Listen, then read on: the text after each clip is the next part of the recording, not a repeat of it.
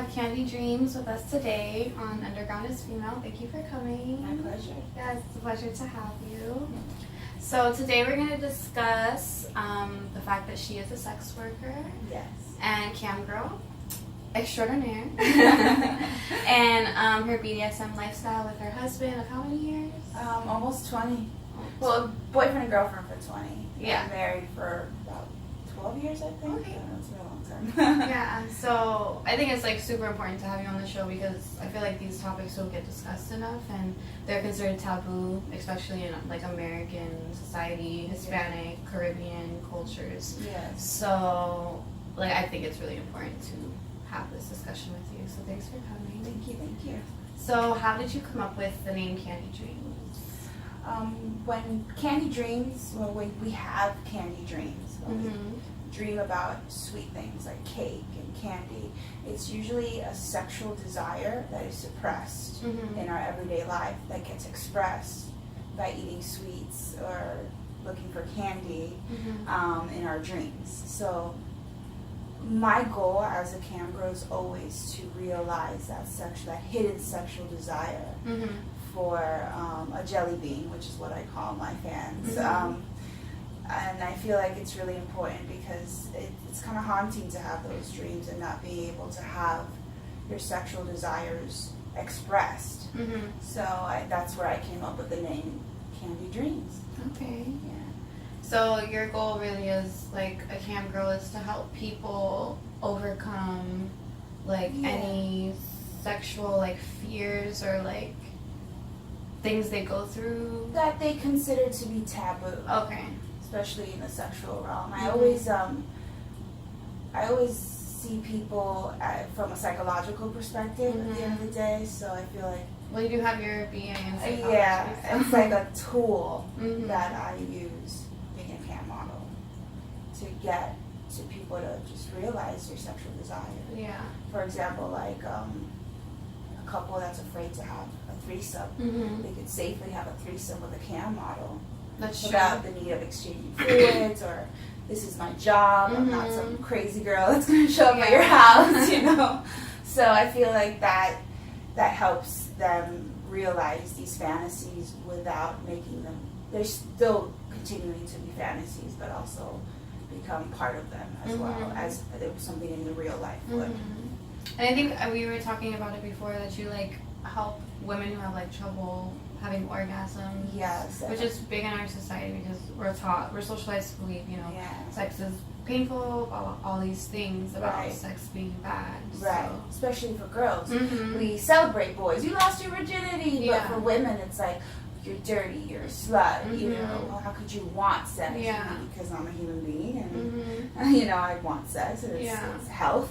It's healthy to want sex. So, yes, I've helped a couple of women, and what I've noticed is that there's always this religious connotation, like, I need to be the Madonna, I can't be the whore. You can be both. A lot of women don't realize that they can be both sides of the spectrum. There's no such thing as being only one. Yeah, like putting yourself in a box, but that's what society tries to do. And I spoke about that with like other women on the show, is like society likes to put, I mean, maybe men too, but specifically women, like in a box. Sexuality. And sexuality, and like this is your gender, this is how you're supposed to act, this is how you're supposed to be, and like it's really hard for us as people to like branch out of that, you know. It's okay for men to explore their sexuality, but it's not accepted for women. Yeah. Well, even men to like a certain extent they can explore it, because then if they go too far, then they're considered deviant. Yeah, there's always that side, absolutely, So I think that's wonderful, because I think when people think of cam girls, like there's again this negative connotation, this you're a whore, oh why would you want to do that to your body, like oh you're just throwing yourself out there, like you're less valuable now because of this, which is a lie. Like, I feel like if it's you're stepping up to your choice and this is what you want to do with your body, this is what makes you feel empowered and you're empowering other people. And I mean I do what I want to do. Exactly. I don't do what I don't want to do. And that's very powerful. That's very powerful. Yes. Choice is powerful. And that's what you were telling me, like why you chose cam girling, right? So you chose cam girling. Like what's the difference between like porn movies or porn and then you cam girling? Coming also from an acting background, I know how the behind the scenes works, the directors, the producers, everybody has an agenda. I am my own producer. I am my own director. I am my own social media consultant. I do it all, and that gives me a lot of power. It's hard work, but it gives me a lot of power to control my image. And nobody tells me, oh, you should do this, you should do that. No, I come up with these ideas, I research, I get feedback directly from my jelly beans, my fans, and work towards that. And I feel like that gives me a lot of power, more so than a producer telling me to bend my butt, right? So I could show something in the video camera. Just when I watched some of those Netflix documentaries about like porn, like how like it being filmed, I was like, this is crazy. Like it turned me off. Like I was like, if people really understood like what I feel like people would be more careful about the porn they watch, would be more conscious decision. And I've been hearing, which I'm proud of, like a lot more women and a lot more people who are more aware and actually care about other human beings wanting to come into the porn industry and make porn, because like my girl Bella Danger. She's one of my favorite porn stars. I do find that the porn industry, I mean, I love porn, don't get me wrong, but with cam modeling there is this personal connection with the person. Like I know their wives, I know their children. Not a lot of cam models can do that, even though some have started. I'm sorry, not a lot of porn stars can do that, even though some of them have started camming now, because it creates this instant connection with your public that other mediums don't. I mean, they just don't do that. And that's another reason why I chose cam modeling. So going back to like when we were talking about how it's taboo and stuff like that, what does your husband like think of like what you do? He thinks it's an enhanced form of porn, a more personalized niche of porn. He thinks it makes me so happy, and he sees the connections I make with these people, and how they help me grow also personally. Like I've grown sexually and with this exposure, and I think he sees how in flow I am with this, and how it makes me feel, and that makes him very happy to know that. And I feel like that's a man, because like a man like sits next to his wife and is like, she's doing what she loves, she's respecting me, we have open communication about what's going on. I'm not out meeting out guys from it's a business. At the end of the day. And he's like, okay, this is my woman, like this is what she wants to do, and it doesn't mean I'm any less of a man, it doesn't mean I'm any less of a person, because this is what she does. I think it makes me more of a man. I think so. Yeah. Me too. I chose well. So, what does your like family say? Your parents or your mom? My mom knows. Like people that are close to me, that I consider family, like you, they know. But the extended family, they don't really. They're not in my life, so it's like you shouldn't. If you're not in my life, then why should you know about my life? I mean, if let's say they do find out, I'm like, so it's my road to being a sex therapist, So it's just a pit stop in that world. So I feel like I'm proud of it. I'm not ashamed of it. So I mean, if they find out, or and they know, especially my immediate family, they know how happy it makes me. I mean, my mom went to Exotica with me. So I mean, so that's pretty. That's not support. I don't know what is. Sure, that's beautiful. So, it might not be something that they are willing to choose for you, of course, because it's not easy being completely naked and exposed. Especially the way that we view women's bodies as ownership. And right. But it makes me so happy that it's something that's not damaging me or my spirit or anything. It's something that's enhancing me. So how could you take that away from me? You truly unconditionally love me. Yeah, exactly. That's beautiful. And when you have like kids, and do you plan on having kids in the future? Right here, we're making something right now. So like, I don't know if you wanted me to talk. Like, yeah, of course. So, like, how do you plan on having that conversation with your kid? Do you plan to continue cam girl, like, doing this? Yes. I mean, I'm going to take a break now because it's just, having a kid is something so jarring in your life that you kind of have to, like, put the pieces back together and see how things flow back into your life. But I'm definitely going to go back out there after I'm able to with my kid. I mean, my kids, we're going to have a very sex positive life. Not necessarily a sex explicit. Yeah, there's a difference. There's a difference, but sex positive. I'm happy you said that because people will be like, what? Yeah. And I mean, I'm not going to be like, hey, baby, this is your mama. Yeah. This is your mom's squirting video. Come and check it out. You know what I mean? Like, I feel like that's explicit, but my kid's going to know what I do. What I've seen in the past, especially from case studies, psychological case studies. It's going to be like Meet the Fockers. Basically. But she was a little explicit, I think, honestly. Barbara Streisand, I think, played the role. Yeah. But what I've seen from psychological studies is, like, if you hide a part of yourself that's so much a part of yourself and then you reveal it to them, let's say in adulthood, kids have a really hard time adjusting. They don't, that this was my mom all this time. Did I live a lie? Yeah. Exactly. And I feel like that's way more damaging than just being okay with my sexuality. Open and honest. Right. And having an educational conversation about what's going on. Exactly. And I mean, I always fantasize about, like, teaching my kid how to use a condom. And I have, like, a roll of dildos. And I'm like, the purple one. That one looks like your dick. Bring it over here. Let me show you. I was things like that, you know. But I feel like if I'm comfortable with it, my kid will be comfortable with it. Again, sex positive, not sex explicit. Yes. There is. And age appropriate. Age appropriate questions get answered. Yeah. I think that's very good, especially in our society now with the internet. Sex is like porn; it's all at your fingertips. So I'd rather my kid learn about sex from me, not even from school. Because when I went to school, I don't know how it is now, but when I went to school, it was like abstinence, church, abstinence. So you're not getting like a healthy array of, like, even though my mom always tried to, like, that's one thing that she never hid it from me. Like, it was, she didn't sit down and, like, you know, sit down with me and talk with me all the time about these things, you know, the way that you are going to do it.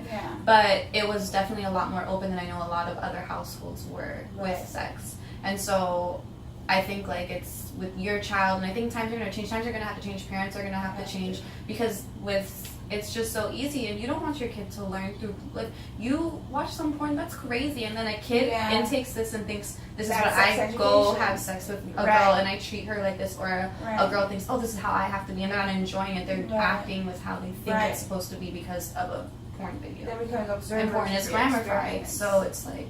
It is. And that's where most kids are getting their sex education. Because what schools are teaching is abstinence, because it's the only sex education our government is funding right now. So it comes down to who you vote for at the end of the day. Rock the vote, people. It comes down to who you vote for. And I feel like if they were funding better sex education, which I feel like I got a better sex education than kids are getting now. What kids are getting now is sex education from porn, and not understanding that is fantasy. Yes. Thank God we have it, don't get me wrong, but it's not real. It's not real. These are professionals. They're professional cum artists. So they can click their own buttons and make themselves have this experience. They're acting. You know, just like an actor. They're really the method actors, I think, of our time. But it's not sex education, and that's where our downfall, I feel like, in sex and society is. I would agree. Yeah. So you also practice BDSM with your husband, correct? Correct. And how long has that been a part of your marriage or relationship? I think it just grew to a degree. Like, there was always a BDSM aspect to our sex. I remember, like, he was telling me when they were talking about our sex life, this was like almost 10 years ago, and he was like, you're hardcore. And I'm like, I'm hardcore? Really? I thought it was just normal. And he's like, yeah, because we were watching, oh my God, this porn star, her name, something London Keys. We're watching London Keys, and I was like, damn, she's hardcore.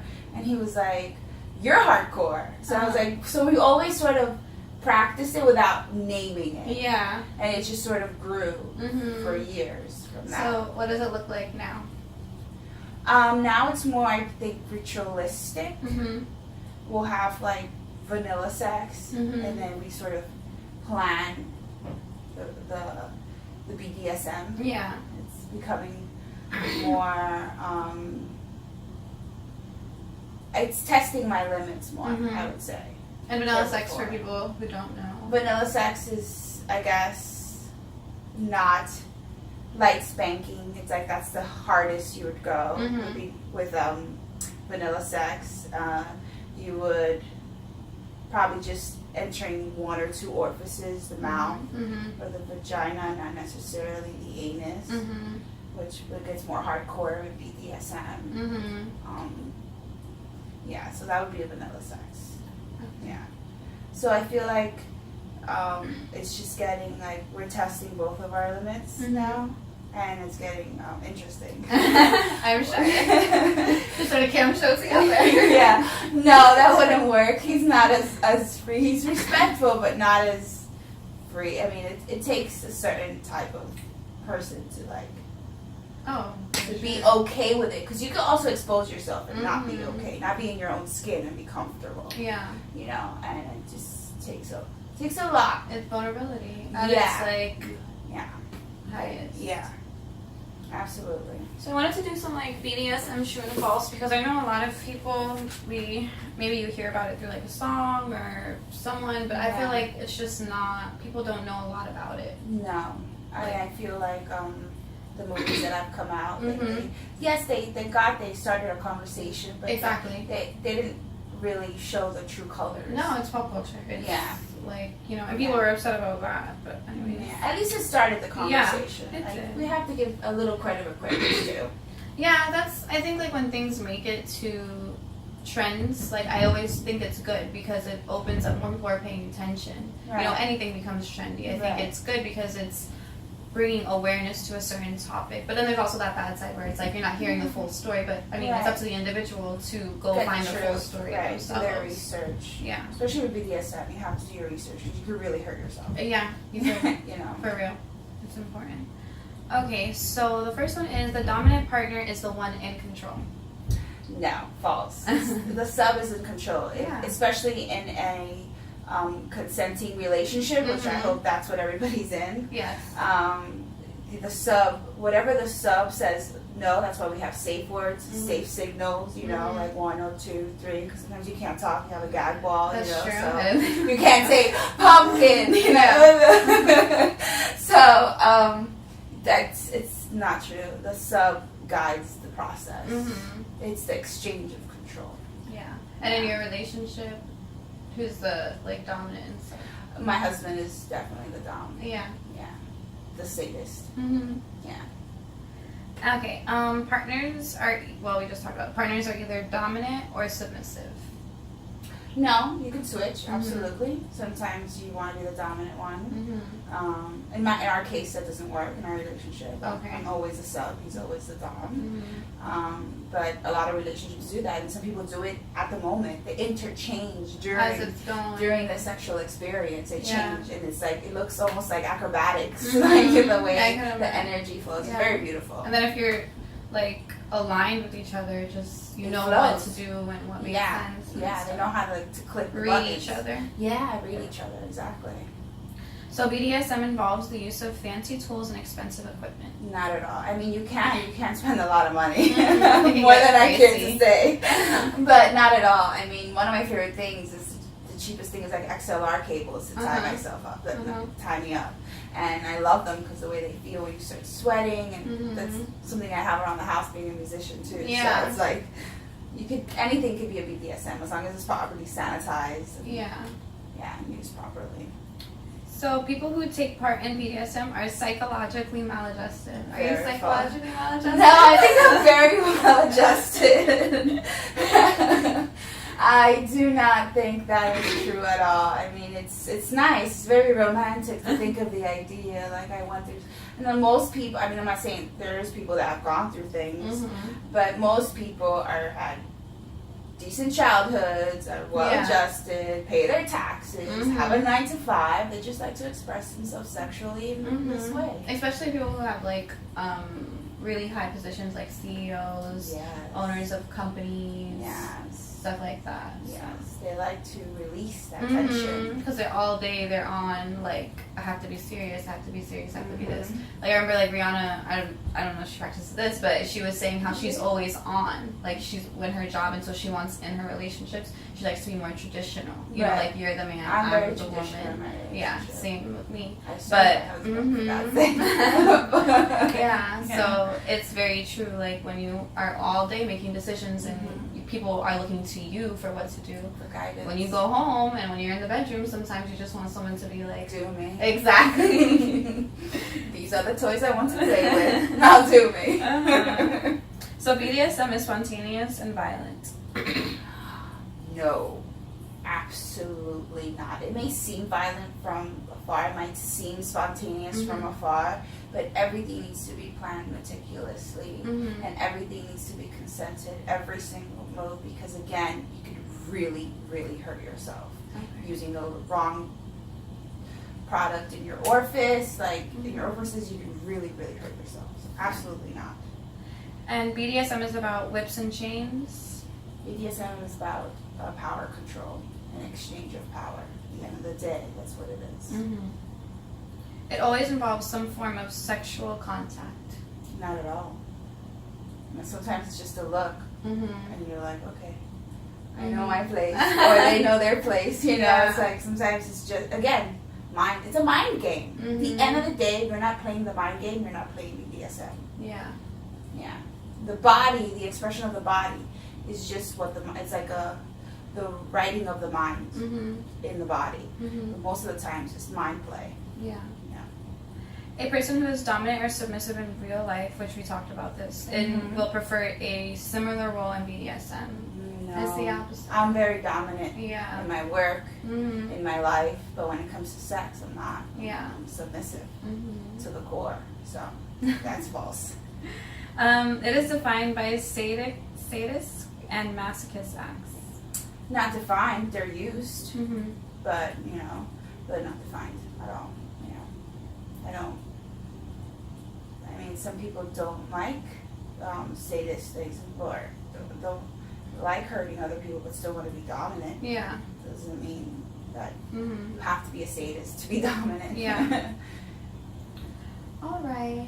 Well, thank you for coming on the show. Thank you for having me. You. Thank you for having me. I really love what you're doing here. Of course. And she's also a musician. So where can they check out your music? At SoundCloud, YouTube, to also under Mango Sterling, though. Right? Under Shangri-La. And then Stem Shade in YouTube with my buddy Vic. Yeah. I'm all around the internet, but not my own stuff.